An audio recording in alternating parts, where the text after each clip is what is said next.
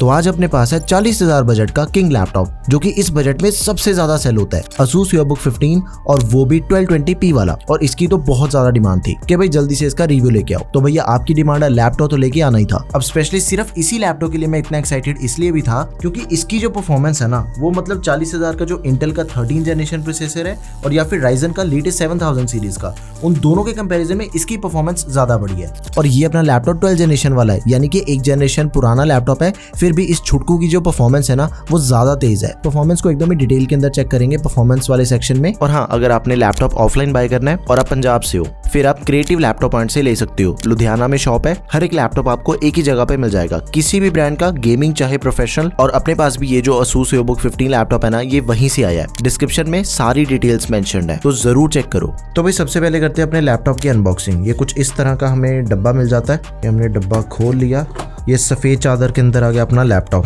Side पे रखते हैं, बाकी चीजें देख लेते हैं पहले। उसके नीचे ये कॉपीज आ गई, ये भी नहीं हमने पढ़नी। और ये हमें 65 वॉट वाला अडेप्टर मिल जाता है लैपटॉप के साथ। और ये आ गया अपना लैपटॉप। सफेद चादर इसकी हटा देते हैं। वाह, ब्लू कलर का एकदम नया लैपटॉप। देखो बाहर की तरफ हमें ब्रांडिंग मिल जाती है Asus VivoBook एंड बिल्कुल ही मिनिमल सा डिजाइन है इसका। ये वाली भी चादर हटा दो। देखो जैसे हमने लैपटॉप ओपन किया ना, हमें ये भी पता चल गया कि इसकी जो हिंज है वो हमें 180 डिग्री की दे रखी है। ब्लैक कलर की कीज मिल जाती हैं, ब्लू कलर की सारी बॉडी है इसकी। अब सीधा लैपटॉप का मेन मसाला देखते हैं। देखो लैपटॉप के अंदर हमें i3 का 1220p प्रोसेसर मिल जाता है। इसकी TDP 28 वॉट्स है और इसमें हमें 10 कोर 12 थ्रेड्स मिल जाते हैं। इन टोटल 10 कोर्स में से ना 2 परफॉर्मेंस कोर्स हैं एंड 8 हमें मिल जाते हैं एफिशिएंसी कोर्स। साथ में लैपटॉप में हमें 8GB की रैम मिल जाती है विच इज एक्सपेंडेबल। और इसकी रैम का एक्सपेंशन देख के एक बारी मैं भी शॉक हो गया था, क्योंकि अपने छोटू से लैपटॉप के अंदर 64GB तक हम रैम को एक्सपेंड कर सकते हैं। ये मैंने कमांड डाली और उसके बाद ये अपना KB के अंदर रिजल्ट आ गया और ये अपनी आ गई रैम के एक्सपेंशन ऑप्शन की टोटल वैल्यू।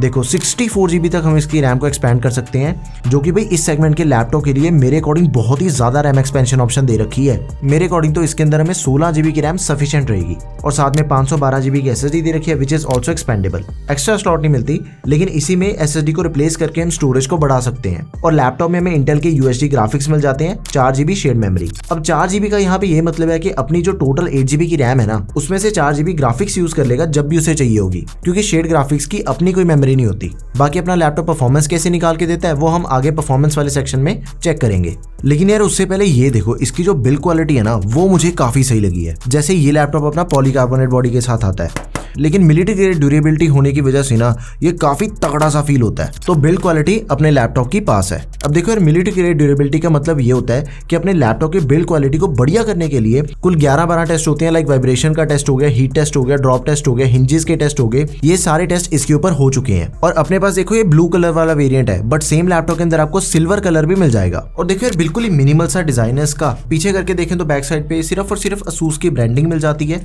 और यही सेम ब्रांडिंग अपने लैपटॉप के यहाँ पे भी दे रखी है, स्क्रीन के सेंटर पे नीचे। और यहाँ पे जो एंटर वाला बटन है उसके ऊपर धारियों वाला डिजाइन बना हुआ है। और इसका जो ट्रैक पैड है ना, उसके देखो आजू बाजू स्टिकर्स मिल जाते हैं हमें। Asus VivoBook की ब्रांडिंग होगी, i3 हो गया या फिर MS ऑफिस वगैरह। और यहाँ पे अपने फिंगरप्रिंट सेंसर भी दिया गया है। दिखने में लैपटॉप एकदम ही पतला सा लगता है, मतलब ना सुंदर लगता है लैपटॉप। इसकी जो स्क्रीन है ना, उसके ऊपर प्राइवेसी शटर कैमरा दिया गया हमें एक्स्ट्रा प्रोटेक्शन के लिए। ये फिजिकल बटन है। और इसकी जो डिस्प्ले है ना, उसका वॉबल मुझे ज्यादा लगा। और देखो अपने लैपटॉप पे 1 2 3 4 5 6 और ये 7 छेद है। समझ रहे हो?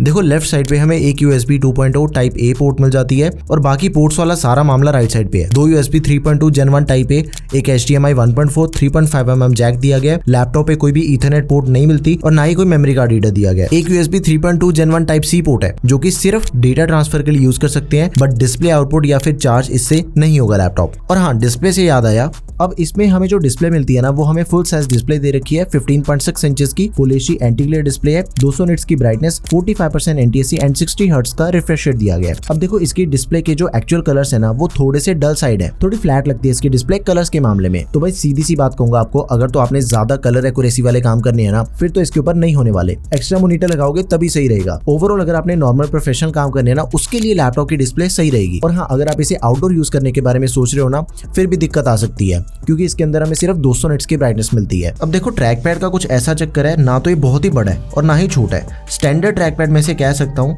कि यूजेज के टाइम पे नॉर्मल है। And same goes with the keyboard, मतलब कीबोर्ड तो मुझे इतना बढ़िया लगा कि इस पे जो टाइपिंग है ना वो एकदम ही स्मूथ होती है। कॉम्पैक्ट सा नंपैड भी दिया गया हमें एंड की ट्रैवल भी इसका ठीक है, मतलब कि कीबोर्ड एंड ट्रैक पैड दोनों चीजें पास है। अब देखो इस पे मैंने Photoshop and premiere pro in दोनों पे एडिटिंग करी एंड फोटोशॉप तो इजीली चल गया था, उसमें कोई दिक्कत नहीं लगी। लेकिन ये जो अपना प्रीमियर प्रो है ना, उसका मामला कुछ ऐसा है कि अगर तो आपने लाइट एडिटिंग करनी है फिर कोई दिक्कत नहीं आएगी। 720p 1080p एडिटिंग करना चाहते हो, एक दो लेयर्स वाली, आपको लैग नहीं मिलेगा लैपटॉप पे, लेकिन उसका रेंडर निकालने में फिर अपना टाइम लग जाएगा। लेकिन मैंने इस लैपटॉप के ऊपर हैवी प्रोजेक्ट भी खोला, एक बारी तो वो चला ही नहीं, लेकिन फिर बाद में वो चला भी तो लैग आ रहा था। देखो सिंपल चीज है कि ये एक प्रोफेशनल लैपटॉप है। मैंने तो टेस्टिंग करने के लिए इसके ऊपर एडिटिंग करके देख ली थी। अगर तो आप सही में इसी बजट के अंदर एडिटिंग करना चाहते हो ना लैपटॉप के ऊपर, फिर 45,000 के अंदर कोई भी आपको 1650 ग्राफिक कार्ड वाला लैपटॉप मिल जाएगा, आप उसे बाय कर लेना। इसके ऊपर अगर आपने बिल्कुल हल्की फुल्की एडिटिंग करनी है वो चीज पॉसिबल है, हैवी प्रोजेक्ट्स तो भूल जाओ। थोड़े नंबर भी देख लेते हैं अब इसके। सबसे पहले Cinebench R23 single core 1585 and Cinebench R23 multi core score है 8477, जो कि ठीक है यार, 40,000 का लैपटॉप है, मतलब और क्या चाहिए। पास मार्क स्कोर है 7744